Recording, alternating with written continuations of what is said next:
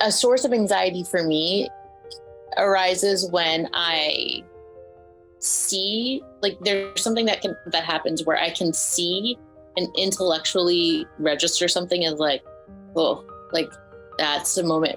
But not every time I'm able to recognize these moments am I able to feel release into it.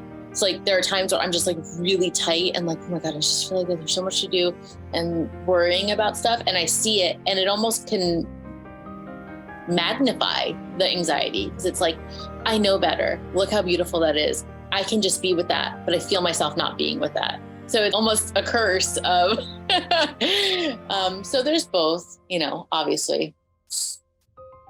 And that's, I've been working through that for years, and this is why I talk a lot about in coaching, like we can have the both and. You can be a really great employee, a great mom, a great partner, not all at the exact same moment all day long. Like it is a harmony.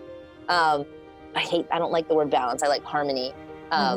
Like playing notes at a different time. But then there are times where I need to be creative and I cannot be creative. So then I have to ask myself, all right, like, what do I need right now? How do I want to, what can I do? And then I do get stuck and like, okay, what am I supposed to be doing? I am consciously like pushing those walls out further. And I'm like doing the visualization of it because it really isn't, it's uncomfortable. I'm not out of my box, but I'm making my box bigger. Help Me See is a podcast that redefines the word vision through vulnerable and real conversations, my own private introspective ramblings about the things that I think about in the wee hours of the morning, and my deep core belief that your nothingness is your everything, and all you have to do is see. I'm Bianca Mora. I'm your host. I am an educator, a photographic artist, and I believe that your daily photo habit can be the key to unlocking the ability to be more present in your everyday life and live deeper into your intention and purpose. We're not about the small talk here. Grab your coffee, get cozy, and let's talk. Hello, and welcome to another episode of Help Me See. How are you today? How is your heart? How's your brain? How's your energy? I'm tired. It's 5:20 p.m. and I'm drinking coffee. I have a class tonight for my NLP certification training, and it's in quantum linguistics. And I'm excited, but I'm also really tired, so I'm caffeinating at the end of my day here. Today on the show, we have Katie Dragas with us, and she is an amazing friend. I met her in a mastermind program under Amber Lillystrom, and she is a life coach for working mamas and caregivers, and she's basically just a ray of sunshine. She has so much enthusiasm and energy and zest for life and for all the things. And we just came together to just have a real talk sesh and talk about all the things. It's super candid, super casual. I talk about what has been pissing me off lately, how hard it can be to just do the thing that feels good for you when there's just so many invisible layers of shame and bullshit around, and just the consistent work it takes to work past that. She talks about the things that she knows that she needs to implement in her day and in her life to be able to thrive in the way she wants to. She talks about harmony in her life and how she prefers that over the word balance. And we just go to all the corners and places and spaces of talking about what's on top for us. So if you are interested in listening to some banter, maybe it'll help you feel a little bit less alone in whatever's going on in your brain. But before we get started, a couple of things here. Well, one, actually, Katie is hosting a retreat in beginning of June that I'm going to speak at and photograph. I've been really, really interested in the photographing of retreat spaces recently. I just love photographing in quote unquote non-traditional spaces, and for something that is outside of the realm of what you would typically expect there to be photographs of. And I feel like it's so life-giving, and it can be so transformative and nourishing to see an image of yourself being so in an experience and so present for something, whether or not you decide you ever want to share that photograph or not. It's not the point. So anyway, I'm very excited and humbled to be doing that with her. I also have a talk coming up on Kate House's Goals with Soul Summit that is coming up. And I'm super excited about that. Kate House is the host of the Live by Design podcast. And she, oh my gosh, so many balls of sunshine. I guess she's a ball of sunshine too. She is fantastic. There is a amazing lineup of speakers. And what's so cool about this summit is that it is audio based. It is a private podcast feed. So it's really friendly for when you're on the go, you're doing all the things, you're busy, just sticking it in your ears. And she has some very thoughtfully designed PDF resources with notes and key takeaways from each of the talks going on, and just a very considered experience for who this summit is for. So if you're interested in that, I'm going to put all these links in the podcast, in the notes section of the episode. And yeah, that's it.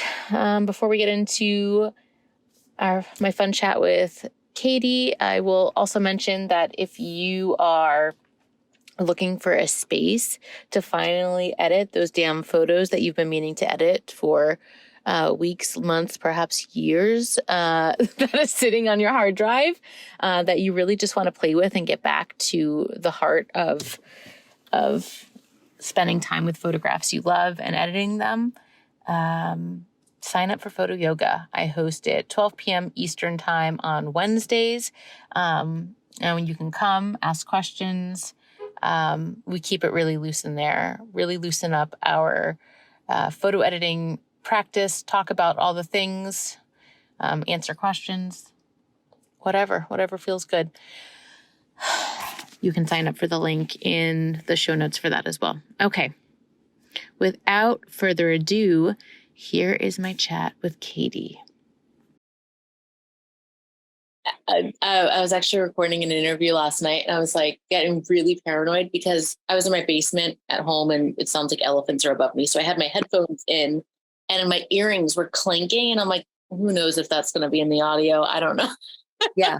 But like the whole point too is, okay, this is saying this is working, but I don't think it is. I don't know. Well, whatever. Like it's imperfectly perfect. It's how we're just doing it, because if we waited for it to be perfect, it would never get done, like ever. I was just listening to a podcast. It's funny. I was driving, so I didn't, but I was like, I should send this to Katie, where he was talking about if you wait till you're 100% ready, it's too late. Yeah. You got it like 50 to 60%, whatever he said, do it. You just must. 100%. Look, you should see, I have questions laid out. I have questions for you. I've pulled a card. I just sent it to you guys. I've got that. I've got the range book. I'm like, I just like, am so excited to talk with you. And you've been recording these podcasts, and I'm thinking, okay, how do I do these? And I'm like, with Bianca, it's just going to be like, let's go. Let's just. Well, it's funny because it's fun. I mean, I usually don't have anything really prepared or questions or whatever, but last night when I was doing my podcast interview, it was the first time. Usually I'll like get on with someone and just be like, yeah, I don't know what's on top for you. Like what feels really present for you right now. and then we'll hit record. But like last night, I was like, what the fuck do we talk about? We have so much in common, and I'd never met her before. And she's like, I know, like, let's just hit record. I'm like, okay. We had actually no idea, and it went wherever it went. So yeah. And today I was like, oh, it's the same thing's going to happen. Yeah. But I'm so curious because it's funny. I've been trying to bookend my days because I'm a little bit of a workaholic because I think I've isolated the problem. I think I'm more, what's the word? I'm more stimulated by like my work than my life, really, to be honest, at this point. So I've been trying to find ways to like cut myself off because so much of my days bleed, and like I'm like, oh, if the kids get to bed early, I'm gonna hop back on the computer, and it's just at the end of the day, it's gonna lead to burnout. I just feel it. I feel it, even though I love it. I feel that coming. This is the conversation. This is it. Okay, yeah. Because does that feel real for you too right now? My gut dropped. Oh like, yeah. So it's funny because I guess just then knowing that resonated, a little backtrack is that like the last couple weeks, I have felt so deeply tired that I kept looking to rationalize it. And I'm like, oh, I was traveling a lot and whatever, but like so tired. I even took a pregnancy test. I know I'm not pregnant. I knew I wasn't pregnant, but like bone tired. Yeah. And I was like, oh shit, I might be, is this what burnout feels like? I can't do that. So I've been getting like serious about like, okay, what are things I can do to bookend? This is what I start work after this, and I stop work and then do this, but not a thing that is another must, but like a thing that's spacious for me. And then I go into my personal life, whatever. So anyway, I was laying here when I didn't feel like meditating. Oftentimes I don't. I'm like, I just want to start. Never want to. Yeah. Laying there, and I'm like, what is it? Just what are we going to talk about? What's coming to me? And I started laughing because like I'm listening to this Zen thing, and I'm like, kind of want to talk to her about how fucking pissed off I am really about a lot of stuff. Yeah. Yeah. And then you voxed and you were saying you're feeling kind of anxious. What's that up? What's that about? I was just messaging my sister this morning. I went to do this like workout thing that I signed up for, and I was like, I can't do it. I need to like get on my spin bike, and I need to like create something that makes me feel like I've already made progress in the day and am not just waiting. Yeah. That like, I hate the waiting feeling. Yeah. I hate the waiting feeling too. It's like, I hate I hate ass early flights, but like also if I have a flight that's like the evening and I'm like sitting around all day, like, oh my gosh, I can't think of anything else. I just need to get there. Do you know what's funny? I just changed my arrival flight just to be a little early to get on the flight with Betsy. So she connects to Baltimore, which is awesome. We can be on the flight together. I'm like, awesome. And like share an Uber and stuff. But I'm thinking about changing my coming home flight because originally I don't get home till like 2 p.m.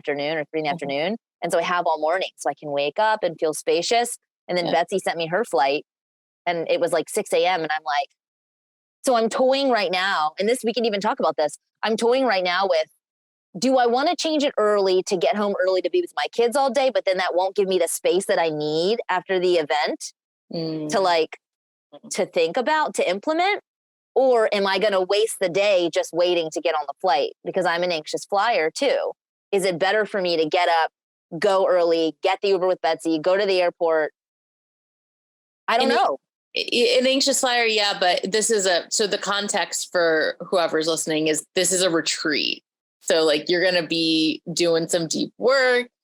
So I think that this might be an exception to the rule type of situation because there's just going to be a lot and you're going to be like, as soon as you get home, you're thrown back into the mix. Right. So I don't know. I think your original instinct of a more spacious morning feels like something that I would definitely want. Yeah. Yeah. Right. And I don't know what I want sometimes. Sometimes it's the between being a working mom and also wanting and needing the space to implement, to think. But yeah, am I going to be sitting in the space just anxious, not able to create, not able to use the time? Yeah. So here comes the thing that pisses me off. To pull up my leggings here. The thing that pisses me off is that what I feel, and like I was just in the middle of this yesterday for reasons.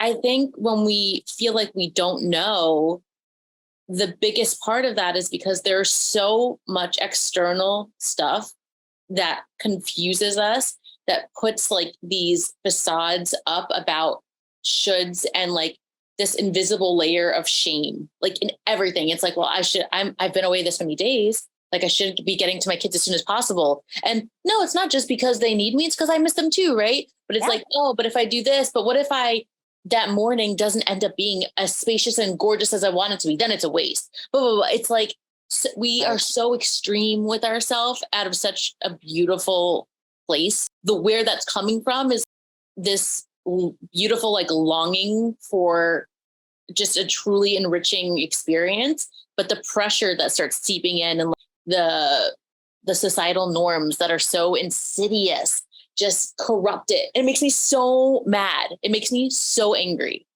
So angry. Should I come home as soon as possible to my kids? Is that what a good mother does? You know, like, should I take the 6 a.m. flight, which means I need to leave at 2 a.m, get up at 2 a.m. to get the hour. Like, that's not fun. But at the same time, I don't know, like, then it feels like if I'm not using that time, if I'm going to be away, I need to be using that time to its fullest. Like, what if I do want to just get up and like go for a walk and get breakfast slowly? That is fullest. Right. Exactly. Right. Yeah. Yeah. This pressure to like make the most of every second, as if it's like, if I'm away from these duties, then it must be fruitful. Yeah. And just going back to what I said about work, like, I love my job. I wake up in the middle of the night thinking about ideas and creativity things, and like, I want to be working. But if I'm going to take a break, it needs to be, and this is the way I think, like, it needs to be something creative or something that I'm like making progress either in my business or helping somebody or doing something else for work. And so, yeah, like, I was just talking to someone yesterday. How many times have I put take a walk on my lunch break on my calendar? And I have never, I'm talking like in 8 years, I have never taken that walk in the middle of the day, because I need to be utilizing that time, either working, because there's always work to be done, or, putting something on my calendar that I have to show up, accountability for somebody else, or it's got to be moving forward in some way. But taking a walk is actually moving forward, but I can't let myself do it. I know. And I really deeply relate to that very much. I love knowing, like, I get high off knowing like what I'm doing is a stepping stone to this, and this. But honestly, if we're being honest with ourselves, the most important things that ever happen in our whole lives happen in moments of spaciousness that are not for something else.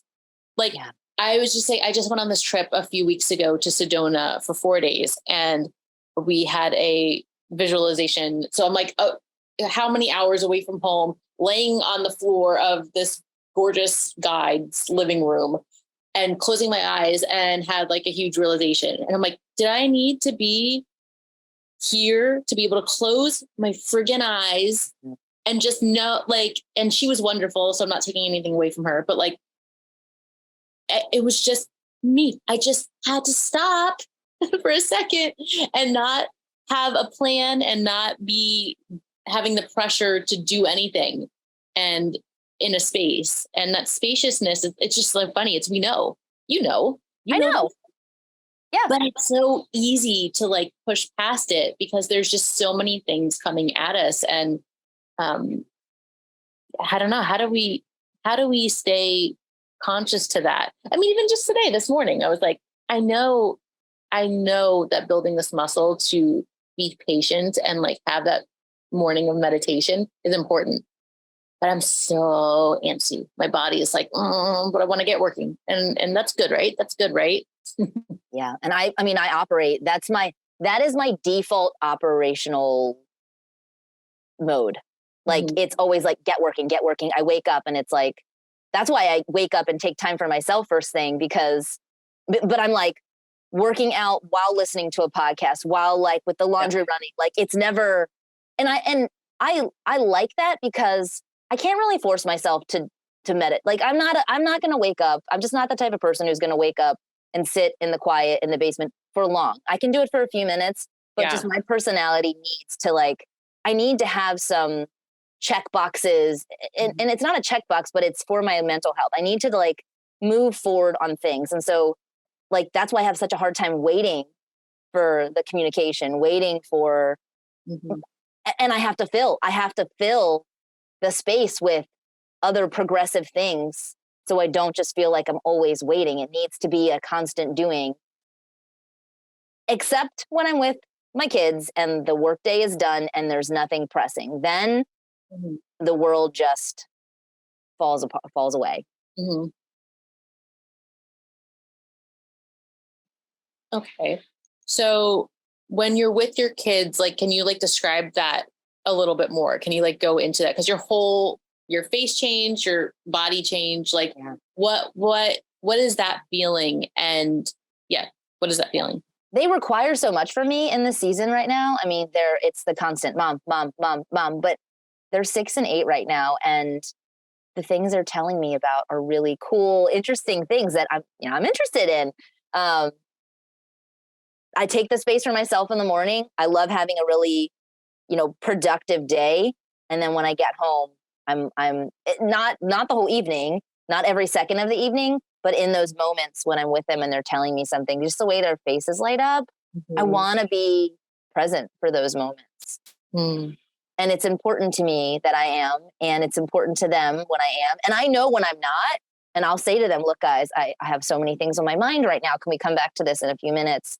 Or let's get your shoes on first, and then we'll talk about that when we get in the car. And those are the magical moments that I remember from being a kid.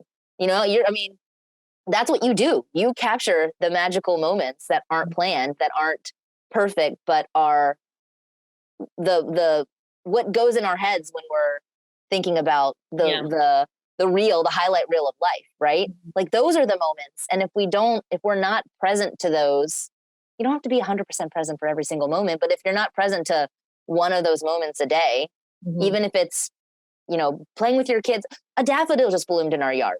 Like that is the most exciting thing in the world to a 6-year-old right now. And we're rushing out the door, and we paused for a minute to look at the daffodil, and it was awesome. Do you ever feel like you have a similar feeling of experience like in your day, that's outside of or in the work time? Yeah.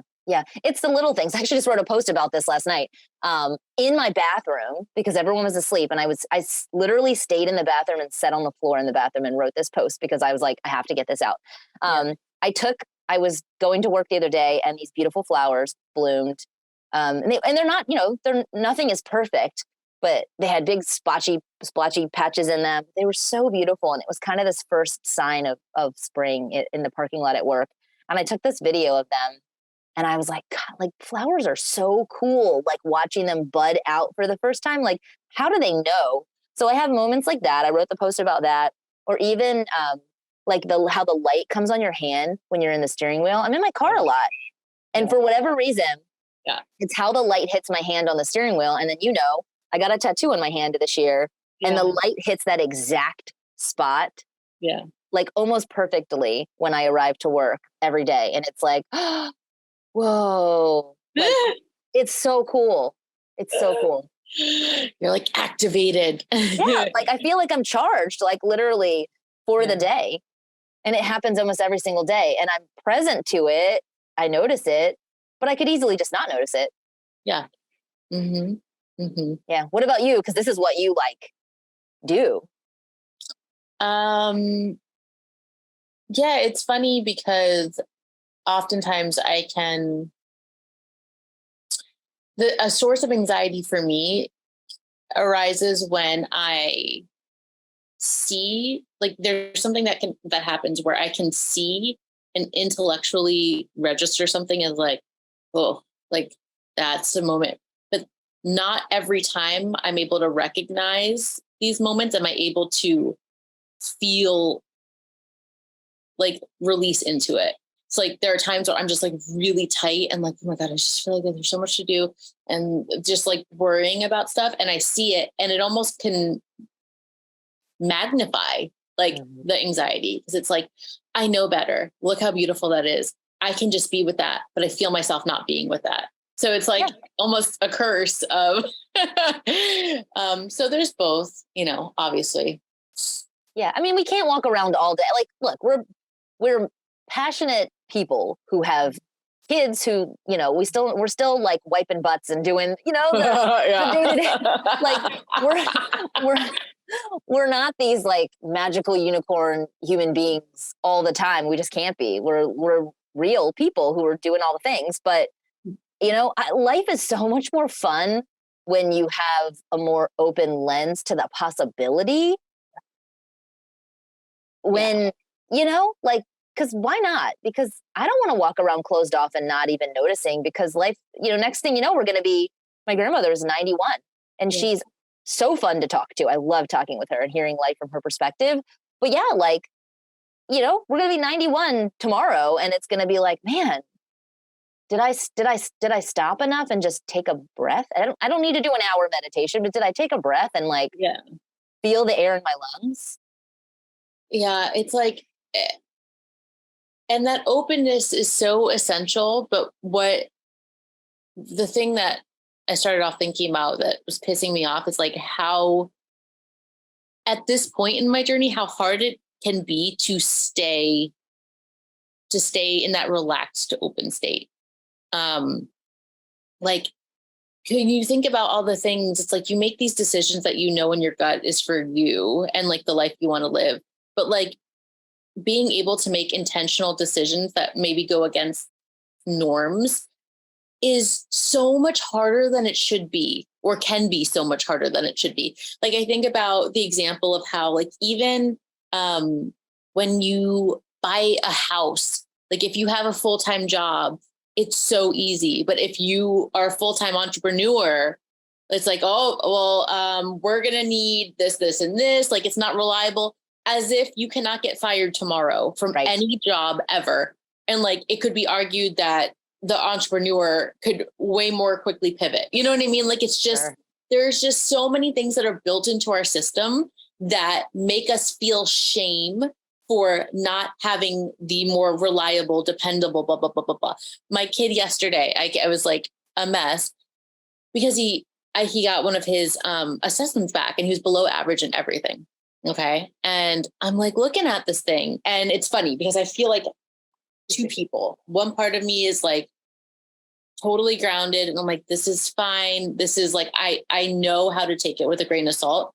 And the other part of me is like panicked because like I was token like overachiever in school and also like just worried that I'm like not doing right by him in whatever way. And I'm looking at the sheet and I like flat out know that like half of the sheet or more I've seen him do. And it's like, did he just not do it on this day? Or is he, more importantly, is he just in a pattern of not displaying that in this space because this is not the right space for him? And then I'm looking at Montessori schools and I'm like, it's so expensive. Why is it so hard to do something that feels so much more right? Freaking like just even like organic food. And like, there's just so many layers of like resistance that pop up for when you're just trying to move with your gut and do the things that feel right for yourself. But it's hard enough to like realize that those are options for you. Yeah. That's the biggest thing is like even realizing, oh, wait a minute. Wait, there's an option X instead of A, B. There's another option going on here. But then even when you see it and you realize it, moving towards that option can feel like trudging through like honey, Yeah. I mean, it's interesting because homework, like, I don't even want to talk about homework, but we could go. I'm not even there yet, so I don't know. That's a whole podcast. But what came up for me at the end of that, I'm like nodding my head the whole time. I'm like, yeah, I 100%. But what came up for me was, I have an option to not be anxious today. Yeah. Like, and I'm just going to choose that. Okay. Like, I'm just going to choose it because here's the thing. I'm a hard worker. I show up. I'm always there. Like when I need to be, more than when I need to be. So I don't need to hold this anxiety right now. I can just release it and choose just not to have it. And I think with anything too, you get grades from kids, from school, and it's like, okay, well, there are things we could work on. Yes, like you do need to learn how to read. That's important. But like, some of it's subjective and it depends on the teacher and the school and the way that our kids are taught these days. And like, I have a ball chair at work because I can't sit still. Like there's too much creative energy here. I need to move. I need to stand up. So our kids at my kid's school, he doesn't get that. So, like, could we be doing things differently? Individualized plan? Sure. But also grain of salt, like choose to go, okay, great. Thanks for the information. This is feedback and I'm going to move forward with it. Just forward. Forward can be whatever. Yeah. Forward can be nothing. Exactly. Yeah. Yeah. I don't need to fill the space to clear my anxiety. I can just choose not to have, now granted, everybody is different. Our brains are totally different. Not everyone can just choose, right? Like I understand that, fully understand that. But with the anxiety that I'm feeling today, I know that I can choose. Yeah. I think I could say that even if I don't feel firm enough or strong enough in my ability to choose, like just knowing cognitively that there is a choice present is powerful too. Yeah. I just listened to your podcast where you were talking about that. Not Which making one? a choice. What was I talking about? I think you might have been talking about your son's school too. Oh, really? And not having a choice. You talked about that somewhere. And I was like, yes, not making a choice is also a choice, right? Yeah. Like that's cool. But here's what I wrote down. I listened to something that you said and I wrote down, we all know more than we think we know. And if someone were to, sit down with me one-on-one today and ask me a question about something that I don't have like statistical numbers on, I probably could, depending on the topic, I could probably really have a good 2-hour-long conversation about most things. I know more than I think I know. Yeah, we always do. Yeah. And we all do. And we're all taking in so much it's information overload, right? I know I'm a big podcast listener and I get to the point where I'm like, I don't even know what my original thoughts are anymore. I need to stop listening to others. And yeah. I still need to listen to something though. It can't be quiet. I don't know how you feel about that. I'm not a in the quiet person. Well, it depends on so many things. Like it depends on your day, depends on your nervous system. Yeah. When you say you can't listen to quiet, do you mean like if you're not listening to a podcast, you listen to music or something? Or yes. Yep. And what happens in the quiet? What do you feel if it's quiet? Like if you're like in a patch of like quiet. I feel like I'm forcing. I feel like you're forcing. I'm forcing something to come out. And it's, for me, ideas come in the flow. Ideas come when I'm working, driving, when I'm talking to my kids sometimes, even trying to be present and thinking, oh man, this daffodil, like, yeah, man, I see what you're seeing. And an idea is coming up. Even though I'm still present, I can still have an idea at the same time. But yeah, I feel like when I'm like, okay, we're going to sit in the quiet now, it feels forceful to me. And it's that same thing of like taking the whole day before I go home from my flight. Like it's too forced. No creativity comes out of that for me. Does any part of, so it's forced if you're wanting to think through something. Is there any part of you that craves it if like for turning off, or does it help you to have like you know what I mean? Like sound machines help people soothe as well. Like, is it just noise in general helps you just be? Yeah, I think during the day. At night, I'm totally quiet. I need quiet to go to sleep, to turn off, which is interesting. My husband's the opposite. He wants the TV on because he's got too many thoughts in his head. Mhm, And I'm mhm. like, but how? I hear the sounds and I start thinking of new things, right? Oh my I'm God. stimulated by Yeah. new ideas. I need it to be just done. I need to be done. I think it does depend on the person, on the day. One thing that I started doing, this year, and I have to remind myself, I'm the marketing person at work. And so I have a different like spark of creative brain. And so, yeah, like I might need that walk. Someone I work with might need that walk for a totally different reason. Maybe they need to get out of the chaos happening and they need that lunch break to go for a walk. But I need that walk maybe before the lunch break period to like spark something I'm writing. And so, I can't have guilt around getting up and walking away from my desk because I need to produce. I like to work, but right now I can't force it. So I need to either pivot the project or move my body or do something. Yeah, and that's another example though of like it's kind of ridiculous that you even have to have that. It's just an invisible layer. It's just like, and you just made it conscious and visible by mentioning it. But like, I think oftentimes those are the things, exactly what you said, are the things that we don't even realize that we're wrestling with. And it's like an energy leak. It's like, I know for myself, in order to just feel better, do better work, whatever, I know what I need. But like perception, but what will it look like if I go for a walk? What will they think? Will they it's just like so frustrating that is even a thing, because it is a thing. And to be honest, it's the number one thing I wrestle with being a working mom. It is the number one thing. But perception. Honoring. I think it's guilt too. There's like perception and guilt wrapped in together. And that's, I've been working through that for years, and this is why I talk a lot about in coaching, like we can have the both and. You can be a really great employee, a great mom, a great partner, not all at the exact same moment all day long. Like it is a harmony. I don't like the word balance. I like harmony. Like playing notes at a different time. But then there are times where I need to be creative and I cannot be creative. So then I have to ask myself, all right, like, what do I need right now? How do I want to, what can I do? And then I do get stuck and like, okay, what am I supposed to be doing? And I am consciously like pushing those walls out further. And I'm like doing the visualization of it because it really isn't, it's uncomfortable. I'm not out of my box, but I'm making my box bigger.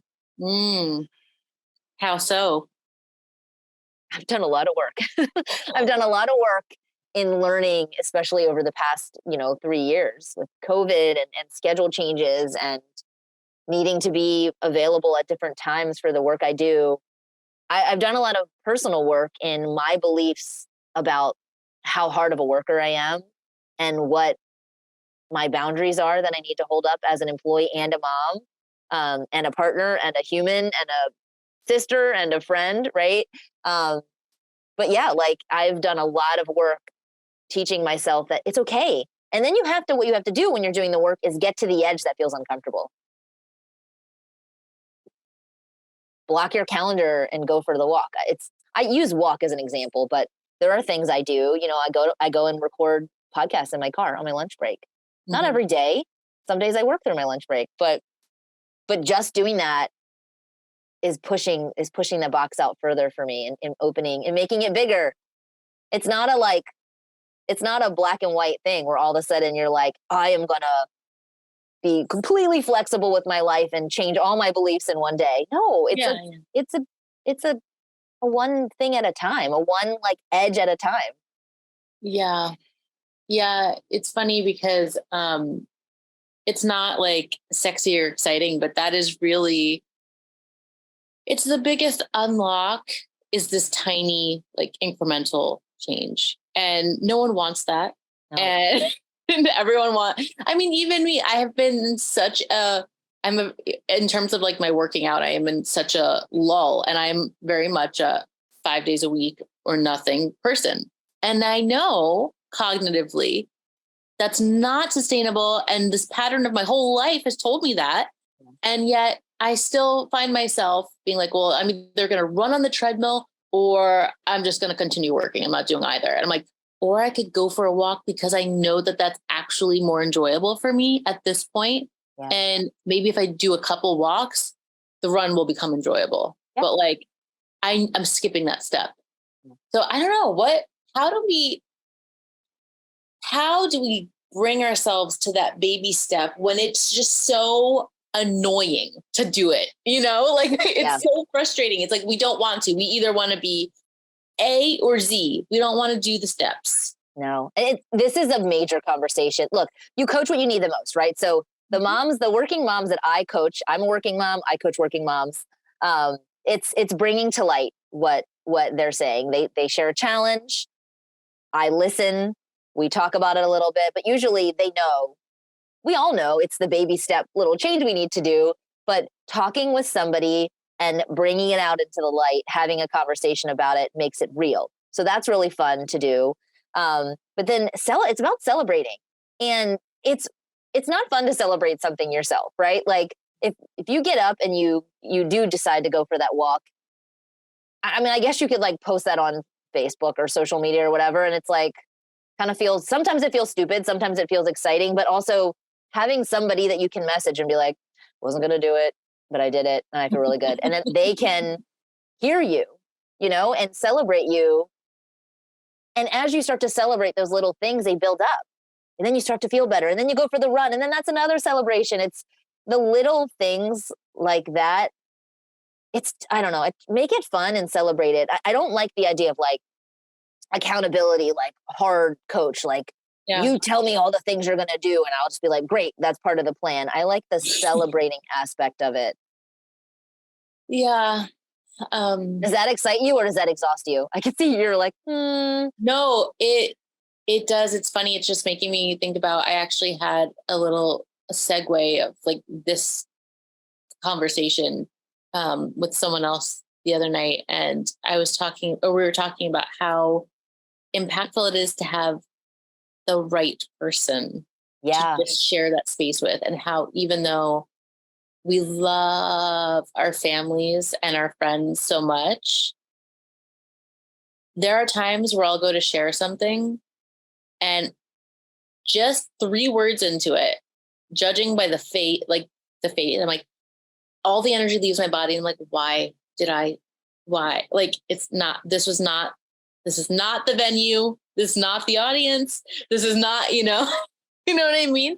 So I think that it's just really important to find clarity and feel your way to knowing who is a person to share that particular part of your life with. Like, listen, I met Giselle and our friend Bree through the first program I ever did my whole life, like this. And it was like a year and a half, 2 years ago.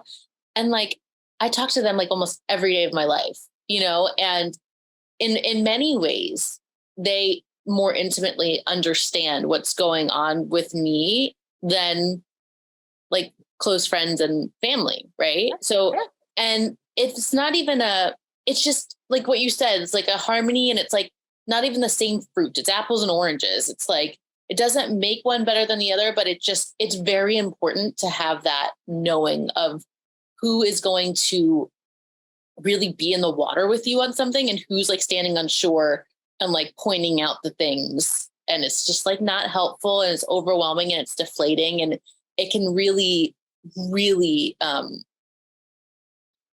kind of throw some more extra obstacles your way that you weren't really needing.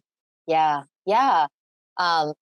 And I say all the time, like, especially your partner, like that's a lot of pressure. When I think about my husband, like he cannot be everything to me. He's a lot of things to me, but like like all the ideas that swirl through this brain, we would overwhelm each other. Right. And so I talk a lot about having 10 poles of support. And, I message my sister about certain things. I message a dear friend of mine about other different things. My husband about certain things, like my community, like there's so many different 10 poles of support. I say you to hold this circus up, right? Like I think of like a circus tent with all the different 10 poles. And if you don't have one, it kind of like half falls down and deflates. Like you need a place to go for, ideas that aren't ideas yet. like, you need a place to share that. And my husband is not the place to go for that, because he's going to he's going to ask all the really awesome but smart questions that I haven't figured out yet. And not ready for that yet. Yeah. It usually deflates the idea and makes me second guess it. And so I go to him when it's a little bit more formed out, and then he helps me, come up with the next step. But you kind of have to understand how that works.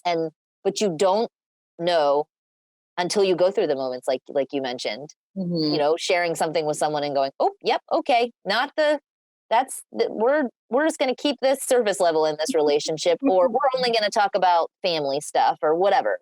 Like what's happening for the next holiday. That's cool. But yeah, that's why I just love having a coaching community. I love having different people that I can talk with. Yeah. And I will say too, just working a full-time job, like I love my coworkers. They are amazing, but there's a lot of stuff I don't bring to work. A lot of emotions, a lot of ideas and thoughts. And that's okay, because work serves who I am at work serves a certain purpose for me and for them. And, I don't know. I just, for a long time, I heard like, bring all of yourself to work. And I'm like, no, I disagree with that. I think you, especially when you work for, a corporate company, you bring a certain amount of yourself to work, but there is kind of a boundary line of how much you bring to yourself, of yourself. And I think that's okay. I don't think that we have to feel bad about that, because, you can get vulnerable with certain people, but I've gotten vulnerable with people at work, and it's same thing. It's like, oh, not the place. Okay. And we work together every day. So now I'm going to have to like feel weird every day. And I just, no. Yeah. Yeah. Yeah. It's understanding the range. Speaking of range, did you end up reading that book? I was so curious.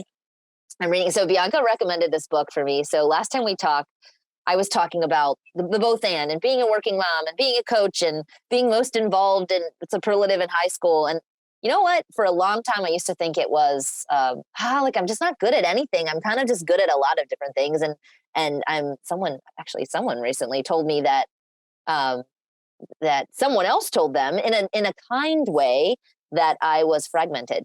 And I was like, ugh, I hate that. I mean, I like really had a hard time with that. And then I realized that can be a really cool thing, because what's fragmented? Like sunlight, a kaleidoscope. Like I was just going to say a kaleidoscope. Yes.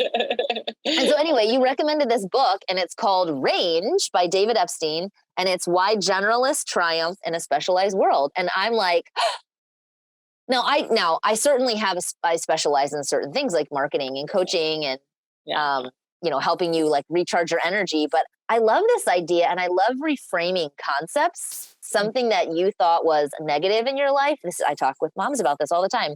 Yeah. What are your strengths? Let's talk about your strengths. Let's not hone on the negative. Let's talk about your strengths and then build that confidence up and what you can do. And I love this. I'm reading it, and yeah, it's awesome. Thank you for the recommendation. Yeah, I don't even remember where I heard of it, but as soon as I heard them talking about it, it just reminded me of you. And our original conversation, that was months ago now. I don't remember when we left, a long time ago. I just remember you talking about like going through a period of like feeling like that kind of like layer of like shame around how you just like to do so many different things. And like, there is like, once again, like this, a filtration system that happens where it's like, yeah, but what are you the best at? Or what is your niche? Yeah. What is your niche? And you're like, but I just love to do so many things. And it feels counter to me to choose. And I just love owning that. Whatever it is, honestly, whatever it is. I was thinking to myself about, I wrote down a list. I just read a book, and it was talking about like listing out people that you really resonate with, or there's something about them that you just like, there's a very strong pull. And I wrote down this list. Wow, that is an eclectic list. Oh my God. Like I had some interesting people on there that you would never guess these names would be together. And I'm like, what is it about these people that I'm like drawn to in a way that like would make me write their name on this paper. I'm like, there's just something about a person when they are just so specifically themselves, even if it doesn't have to do with anything specific. Yeah. It's just like this slice that cuts through anything, where it's just a purity of like that person. I don't know if it's enthusiasm. I don't know if it's just like a love, a genuine love, but it's like this bravery in that, like, you know, that they believe something so deeply that that is in every single thing they do. Yeah. And that is intoxicating to me. And I feel like I can sense that, sniff it out like a dog. I think everyone can, honestly. And I think that's why people go, get big or like really just grow in what seems to be an effortless way. And it's just because it's contagious. And that what you're saying is like, I see that in you too. I see your sparkle. You literally have sparkles in your eyes when you like talk about stuff because you get so excited. And I'm not sitting here thinking, wow, she talked about this and then that and then this. No, your common thread is the sparkle in your eye and that flavor of like zest. You know what I mean? It doesn't even have to be about the same freaking topic. Who cares? How boring is that? Like, it can be. And because there's like a world in every single moment and every piece of lint, you know what I mean? Like, you can really expand into anything specific, but it's not about choosing. It's about your way of being in whatever the fuck your choice is. Yeah. Yeah. When you were saying that, I was thinking it's depth. Like it's the word depth, like, but then enthusiasm. And then I started thinking about, gosh, how many times a day do every single message I send somebody, like a voice message, I'm always like, oh, sorry, that was so all over the place. Like, how often do I say that? Like, and I know I found my people when they say the same thing. And I'm like, you're not all over the place. It makes sense to me. And it's keep going. Because, you enjoy it. I know, that's so funny. Whenever someone says that, I'm like, I totally enjoy it. Like, and it never really it's never. So one thing I do a lot, and again, this helps me with my, like, I can just talk, right? Like, I can just go. And then I always think, oh, that was so all over the place, or did I even make sense? And so I do that a lot. So I actually go back and listen to things that I put out. I think we were talking about this the other day, and I'm always like, oh, okay, like that actually made sense. I actually know more, bringing it back, than what I thought, that it came up great, or that was really good. I did a marketing training a couple of years ago, and I sent it to someone and I listened to it and I was like, I'm a freaking expert in marketing. Like, I know what I'm talking about. Like, I could sell this course. But I needed to go back and listen to it to reaffirm. I have never gone back and listened and gone, yeah, no. It's always been what it either needed to be in the moment, or even when we first got on this podcast, I was like, I shouldn't be saying so. I should kind of keep it more, people listen. Starting a podcast for me, because it's so easy for me to talk, is really exciting and scary, but also like, what's going to come out is what's going to come out. And I have to not be afraid of that. Yeah. Right.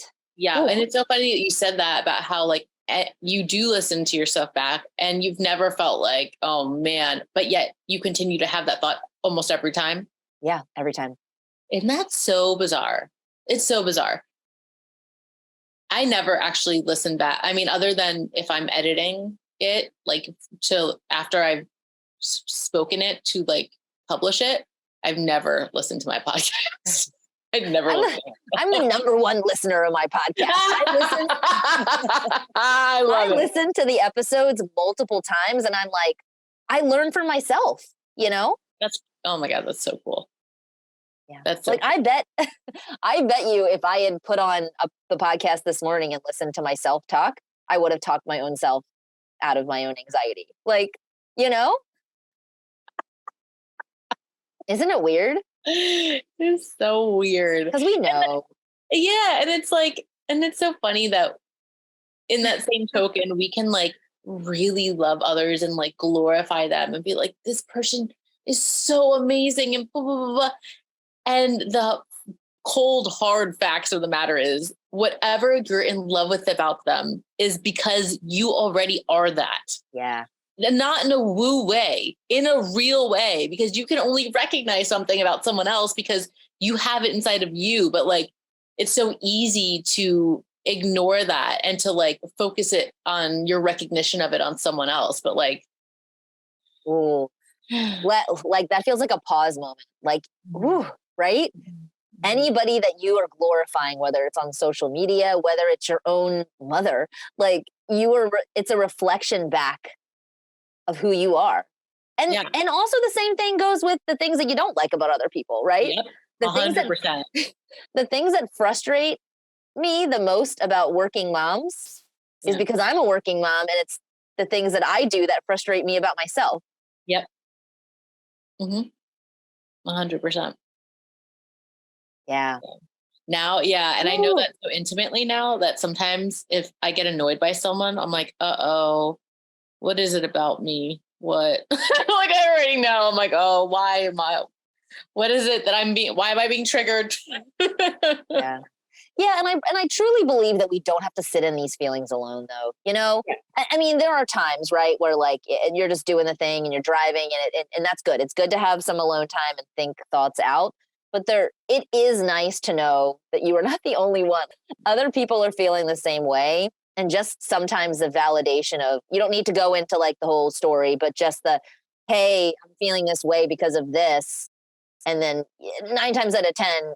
You know, if it's the right person, it's like, you're everyone else, you're human. Yep. You're not alone. Yep. It's so true. And honestly, I sometimes I think about how even if like the most comforting thing is to hear that someone else shares that experience, and 9 times out of 10, there is that. But then I think about even if someone doesn't, even if you cannot find someone that relates and you do feel like, oh my, like you're on an island. Like I just think about all of the best things in life that have occurred because someone was the first to freaking admit something. Yeah. And I was thinking about this exact concept this morning in the shower. How funny. So have you seen that video of it's like a concert and everyone's sitting down and this one like dude gets up and starts dancing, like crazy dancing, super fun. And it's a social experiment. And I got to send it to you. We'll see if we can find it and put it in the show notes. And then, you know, time goes by. He's the only one dancing. Like, look at this weirdo dancing. And then someone else gets up and starts dancing with him. And once the second person gets up, the whole crowd gets up. And so the question is, who's the brave person here? Who's the change maker? Well, the answer is it's the second person. Not the first guy, even though he's the first one doing it. It's the second person because they are, you know, edifying by getting up with him that okay, like this is something fun. Let's do this together. Like, let's create some change here. And the second guy is the one that actually takes the bigger risk by getting up and joining him. And so, like be the first one to do it. But if you see something out in the world that you're like, I am inspired by that. The first is scary, no doubt. But to be the second, that's what fuels the motion. That's what fuels the change. And that's, I mean, coming back to what we were talking about earlier too, with like the stupid shit with social norms and like how all the norms that are in place are only in place because that hasn't happened yet with something else. Right. Yet. What if we all just started taking our lunch break walks? Like, what if can we start a like hashtag, like take your lunch break walk and like, do it? 20 years from now, or 20, like 50 years from now, like they're going to be working 3-day work weeks and be like, wow, those people really missed out and worked 5 days a week of their lives. No, right? Yeah. And we've made so much progress. I mean, there has been so much progression in so many ways, but also not, right? Like in all sorts of, I mean, we could go forever. But it does start with one person, and then two, and then, you know, like there really is opportunity to make change. And that's why I want to have these conversations.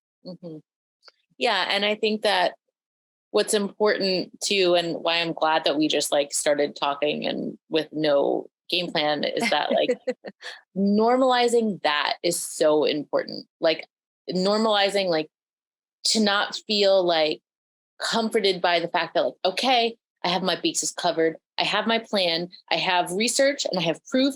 And only now may I open my mouth and say what I feel. It's just building that safety net for yourself not only slows down the progression of your truth but it also inhibits other people from that contagious feeling of freedom and not aloneness and whatever as well. You can't wait until you're 100% ready to do anything, or else you wouldn't do it.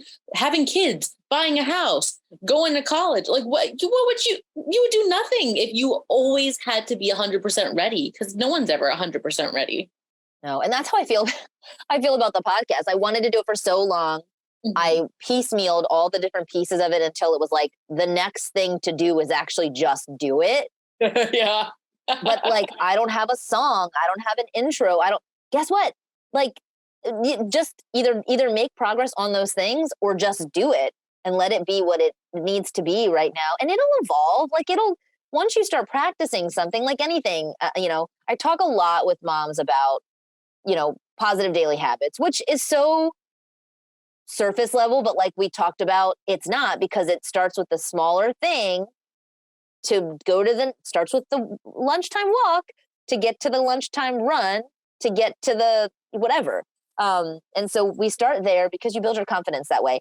And I don't even know where I was going with that, but like, shoot, what were we talking about? But you can never make change unless you start somewhere. You have to start somewhere. And so, we start with, okay, let's talk about a small little thing that you're challenged with. Okay, great. First baby step. Okay, great. Next baby step. And then it grows into a bigger thing. But it's not, the small step is harder sometimes than the bigger step, because once you start doing, you build a momentum, mm-hmm. and then it becomes easier. Mm-hmm. Mm-hmm. Yeah. And then the last part of it, the thing that we really don't want to hear is like, by the end of it, that big step, that big accomplishment, once you do all those little steps, it doesn't feel as big as it ever felt before. It is like, oh, well, of course. And it's not about finally achieving it. That's wonderful, but it's not even about that. It's about your experience and what you learned and who you are now because of every tiny baby step. So it's just so funny that we don't want to do that one. I don't want to take that one. I just want to get over there. But really, even if you could magically close your eyes and hop, it would be of no service to you. Nope. Yeah. Nope. I mean, it's I've done a lot of races. It's not the running through the finish line and getting the medal that kind of sucks. Honestly, mm-hmm. It's not fun. You're like, that's it. It's the training and the going with your friend on Sunday mornings and running for like a year to get to the race. And then by the time you're at the race, it's kind of like, when's the next one? I want to do this again. This process was fun. The process was fun. Yeah. Oh, I love that. This process was fun. And here's the thing. I talk a lot about fun because honestly, like the type of person I am, the all over the place doing a lot of things, I don't want to, there's certain things that are not fun, totally. But how can you make things more fun to do to get done the things you need to get done? But also, like, if I'm not having fun, I'm not doing it right. So if I'm just constantly in a state of like, this sucks, maybe you need to move on from that thing or that person, or maybe you're putting too many things on your calendar and you need to like take a step back and take everything off and then reassess from there. How can you build in more fun? Yeah. Yeah. It's that whole idea of like, if this was the last day of your life, like, what would you feel about it? Like, are you doing something that you feel good about? And if fun is not the word, 'cause I'm someone who, like, oddly enough, and I've struggled with this, but I own it now. For some reason, I don't resonate with the word fun. I don't know what it is. I can see on your face. I was like, no, I don't know what it is. But I think that it's like, it's not that I don't. It's that I think my version of it, I feel like there's a different word for it. Just like you like harmony over balance. Like, it's just like whatever. So I think sometimes people can like hear something like that and be like, well, I'm just not a fun person. I mean, no, that's not, right. It's just whatever word is the thing that like feels like home to you and feels like this is good in my body and in my life. Like then that's what it is for you. And that needs to be infused in your everyday. That cannot be a reward. Fun cannot be a reward for working hard in your life. Fun needs to be the thing that happens always first before you're able to like actually, I mean, have a full cup to work from. Like, yeah. And if it's whatever it is, whether it's fun, enthusiasm, passion, whatever it is, that's what's gonna, that like through line, right, is gonna, in everything you do, is gonna fuel you to keep going. 100%. Yeah. Yeah. Ooh, we can talk for ever. We're at the hour. That flew by.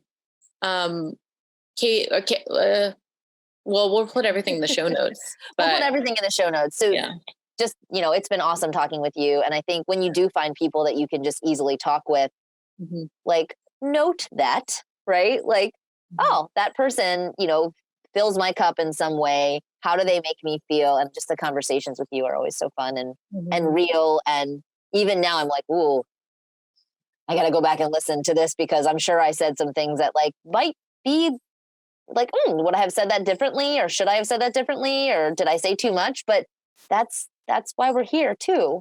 Right. It's so funny because most oftentimes like those things that do give you pause, that'll be the thing that someone messages like, I needed to hear that. Yeah. Oh my gosh, because it wasn't, they heard it because it wasn't in the most polished way. Like if it was more polished or if it was more articulate, like maybe they wouldn't have heard it. You know what I mean? So I don't know. Yeah. I know I don't ever listen back, so I won't know. Let me know. Let me know. I will let you know. I'm just so honored to be connected with you and all the things that you do. And like you said, you'll put everything in the show notes of all the cool things that you do in your podcast and my podcast. And let's just continue. Let's continue. I'm committed to continuing having real conversations that are at the edge of my comfort zone. And like you said too, hopefully there was something in here that for those listening that kind of made you pause. There were a lot of moments that made me pause a lot. Yeah. No, thank you, Katie. Thank you so much for showing up as all of you, as always. Thank you to you.